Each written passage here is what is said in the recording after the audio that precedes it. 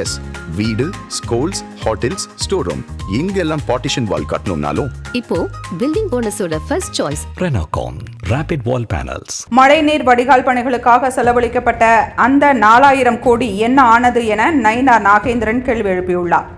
மழைநீர் வடிகால் பணிகளுக்காக 4000 கோடி செலவழிக்கப்பட்டதாக 4.5 ஆண்டுகளாக பெருமை பேசிய நிலையில் நாலாபுரமும் சென்னையில் மழை நீர் தேங்கி இருக்கிறது. உண்மையில் 4000 கோடி என்னதான் ஆனது?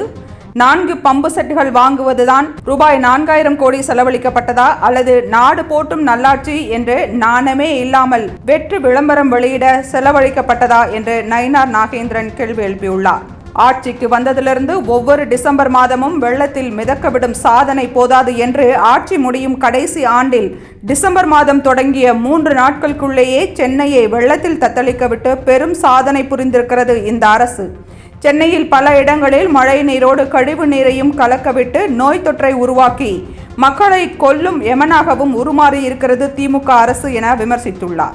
மொத்தத்தில் மழை நீர் வடியக்கூட வழிவகுக்க இயலாத திறனற்ற நிர்வாகத்தை வைத்துக்கொண்டு விடியல் அரசு என்று மார்த்தட்டி கொள்வதை கண்டால் தலையில்தான் அடித்துக் கொள்ள தோன்றுகிறது என்று நயினார் நாகேந்திரன் வேதனை தெரிவித்துள்ளார்.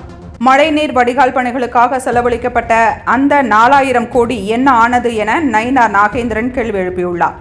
மழைநீர் வடிகால் பணிகளுக்காக 4000 கோடி செலவழிக்கப்பட்டதாக 4.5 ஆண்டுகளாக பெருமை பேசிய நிலையில் நாலாபுரமும் சென்னையில் மழை நீர் தேங்கி இருக்கிறது. உண்மையில் 4000 கோடி என்னதான் ஆனது? 4 பம்பு செட்டுகள் வாங்குவதுதான் ரூபாய் 4000 கோடி செலவழிக்கப்பட்டதா, அல்லது நாடு போட்டும் நல்லாட்சி என்று நாணமே இல்லாமல் வெற்று விளம்பரம் வெளியிட செலவழிக்கப்பட்டதா என்று நயினார் நாகேந்திரன் கேள்வி எழுப்பியுள்ளார். ஆட்சிக்கு வந்ததிலிருந்து ஒவ்வொரு டிசம்பர் மாதமும் வெள்ளத்தில் மிதக்கவிடும் சாதனை போதாது என்று ஆட்சி முடியும் கடைசி ஆண்டில் டிசம்பர் மாதம் தொடங்கிய 3 நாட்களுக்குள்ளேயே சென்னையை வெள்ளத்தில் தத்தளிக்கவிட்டு பெரும் சாதனை புரிந்திருக்கிறது இந்த அரசு.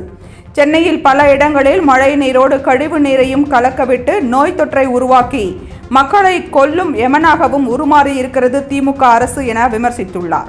மொத்தத்தில் மழை நீர் வடியக்கூட வழிவகுக்க இயலாத திறனற்ற நிர்வாகத்தை வைத்துக்கொண்டு விடியல் அரசு என்று மார்த்தட்டி கொள்வதை கண்டால் தலையில்தான் அடித்துக் கொள்ள தோன்றுகிறது என்று நயினார் நாகேந்திரன் வேதனை தெரிவித்துள்ளார்.